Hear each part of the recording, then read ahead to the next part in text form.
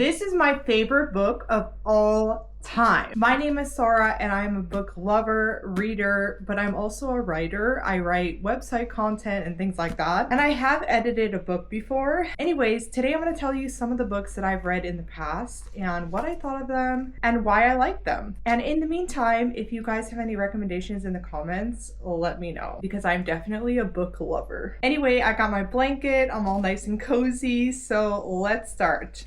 So this book is called A Daughter of Two Mothers, and it is a story about a girl who was ripped away from her mother and sent away to a family member, unbeknownst to her mother. It happens in the time of the war. It's honestly just such a special story, and it is a true story. Towards the end of the book, the girl goes to live with her gypsy maid in the Carpathian Mountains. Honestly, I've read this book several times, and this book just has so much meaning to me. I don't know why, but I just really love this book. Many years ago, I lost this book. I couldn't find it anywhere and I was really upset because it's just one of those books that I love. My foster dad ended up buying me a new copy, which I didn't even know, and he bought it for me as a gift. So that was just so special to me. And this is the copy that he bought me. It was used, but I don't really care. And I'm gonna keep this book forever and I'm probably gonna read it many more times. Next we have Evergreen. I read this book last year. It's by Lydia Millen. It's such a pretty book and it definitely has like illustrations throughout the book. It's basically about how to enjoy the different seasons and what to look forward to and things like that. And I love this book because I think the seasons are really beautiful and a lot of people hate on certain seasons, but this book talks about how to get through the different seasons and what to enjoy in the different seasons. She actually just came out with a journal to accompany this book called the Evergreen Journal, but I haven't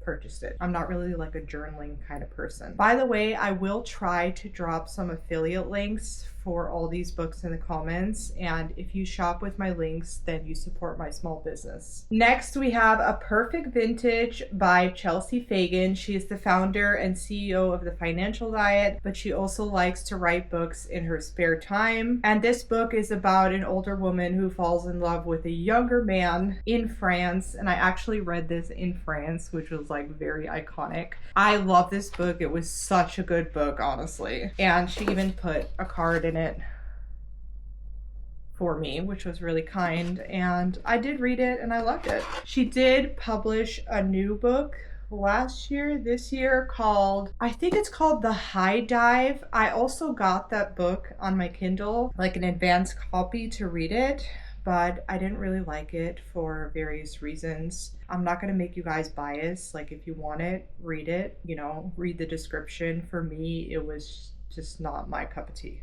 Next, we got You Deserve Good Gelato by Casey Rose. Casey is an American who moved to Italy for love, and she just talks about what it's like to move to Italy and the mistakes she's made and just some funny things about her life. This is a really great book if you just want like a lighthearted book that's easy to read, like something you would read on a plane. Speaking of airplanes, I actually left this book on an airplane. It's called The Girl with the Dragon Tattoo. Normally, I probably wouldn't have read this book because I don't really like books that have like a lot of violence in them.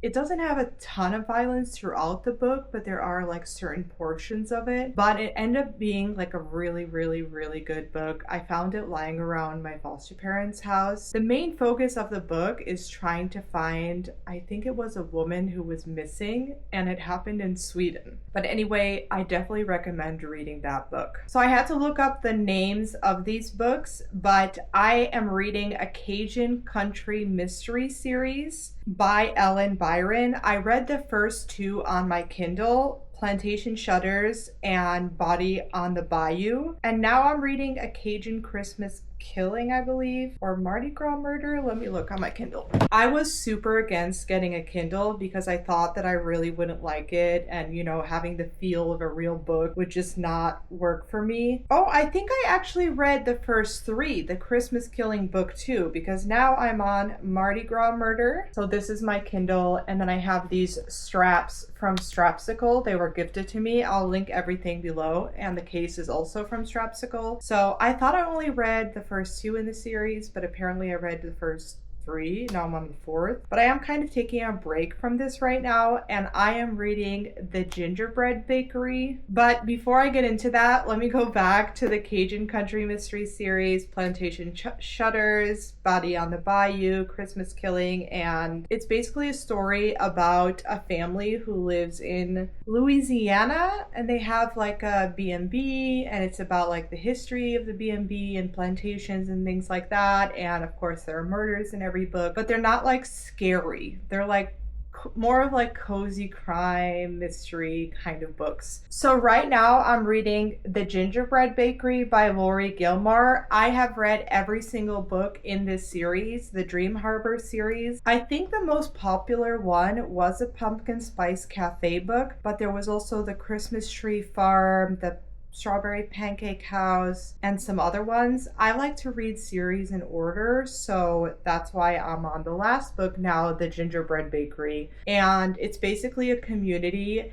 living in Dream Harbor, and every book is like a story of a different couple's lives. So you have like the Pumpkin Spice Cafe, which is the owner of the Pumpkin Spice Cafe, and then this farmer, and you have the Christmas Tree Farm, which is the owner of the Christmas Tree Farm, and someone else. This one is the owner of the local pub and the owner of a pastry company, I believe. So they're really feel-good books and just really cozy books if you want to turn off your brain. These next two books are books that I think I never would have read, but I'll tell you why I did read them. The Other Hand by Chris Cleave is, from what I remember, I read it a couple of years ago. It's about a story of someone who went to go live in Africa somewhere, and it was actually like really violent. This book was really hard for me to read. I actually can't believe that I read it, and I probably would not read it again, and I wouldn't read another book like this again. But if you like violent books with like violence, then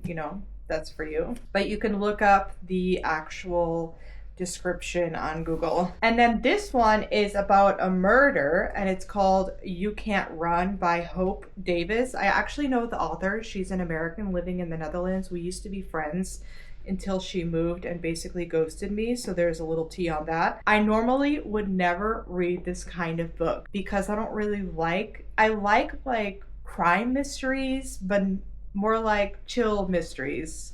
But I gave it a shot. She wrote several books actually, and I actually really enjoyed it. I don't know that I would read this kind of book again because there's a little bit too much like scariness to it. I don't like scary books, you guys. It's just not my thing. Once in a while I can tolerate a little bit more of a scarier book. This is one of my favorite series of all time. I just finished this book, The Tattered Cover by Ellery Adams, and we're actually Instagram friends. This is from the Secret Book and Scone Society series. There are several books. I have read every single one of them, and I actually loaned out a bunch of the books, and I read a bunch of them on my Kindle, and this one the author sent me as a gift. It's basically about this group of friends that live in this little town, and the main character is a bookstore owner, and there are murders that happen in the books, but most of them are not like super violent or descriptive and things like that, so it's not hard to read. There are some hard parts,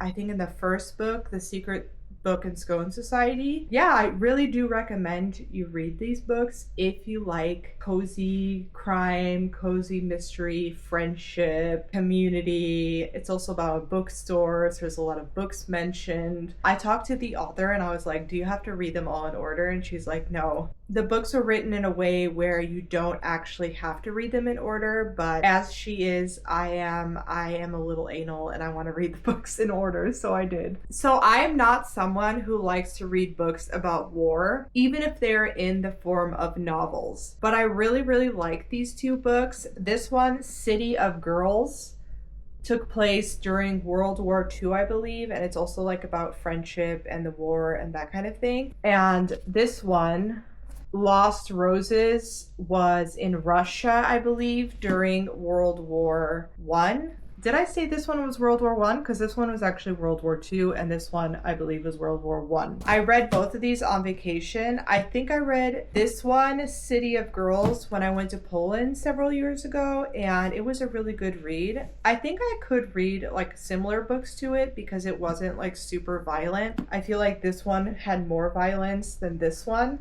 So if you have any recommendations and you read this book and you have like similar books in mind, let me know. I mostly like cozy romance, cozy crime, those kinds of books. So if you guys have any recommendations, let me know. The last actual book I'm going to show you is this biography by Hilary Burton Morgan. She was in One Tree Hill, and I really, really enjoyed this book. It's about how she moved to the countryside and started a farm and her life in upstate New York. And honestly, it's just a great, great book. And there are like these really pretty pictures. I forgot to mention lessons in chemistry.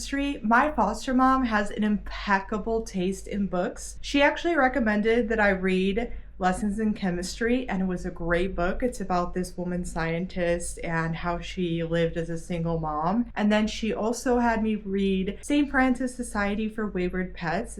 It's about this lady who goes home after her mom dies, I believe. It was a while ago since I read this book. It's a great book. Look it up. It's a wonderful book. And she also told me to read The Secret Book in Scone Society, and I love it. So impeccable taste. She has great taste, and she's also a reader. So that's my reading story right now. I do have a ton of books downloaded on my Kindle. Every time I watch videos on TikTok and I see a book I want to read, I download it. So I have so many books downloaded. It's actually a little nuts. If you're thinking about getting a Kindle, I think you should definitely try it, because I was super anti-Kindle for a long, long time because I like reading physical books. But now I actually like reading on my Kindle most of the time more because it's easier on my eyes, like the letters are bigger, and also like the backlighting makes it so much easier to read. This is so much lighter than a book. You can read in bed. I just have nothing but good things to say about the Kindle. But I'll tell you some of the books that I have downloaded right now. So right now I'm reading The Gingerbread Bakery and Mardi Gras Murder. I'm 30% through The Gingerbread Bakery and 16% through Mardi Gras Murder. But I also have downloaded The Lost Girls of Ireland, The Most Wonderful Crime of the Year, How My Neighbor Stole Christmas, Holiday Ever After,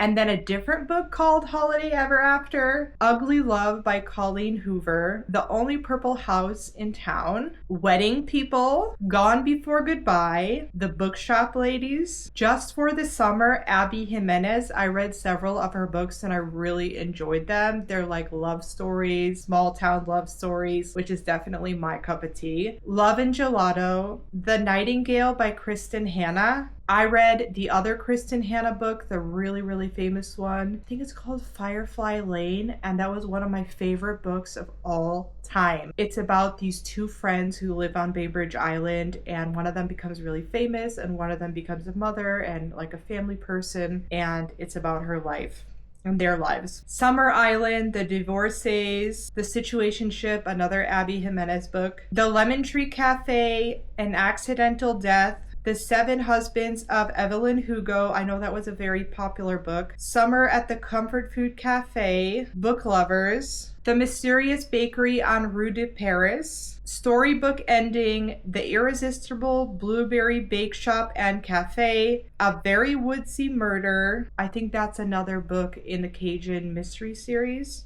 Deep End by Ali Hazelwood. I read like 65% of this book. It's about like, you can Google it. It's interesting, but it got a little much for me at one point, and you have to be like in a certain mood to read it, and I haven't been in that mood. So A Spoonful of Murder. And those are the books I have downloaded, which is a lot. I know, but I am going on vacation soon to Florida, so hopefully I get through some of those books. Be sure to check out all my links in the description. Let me know what was your favorite books, if you've read any of these books, what is your favorite book of all time. Don't forget to hit the subscribe button, and thank you for being here.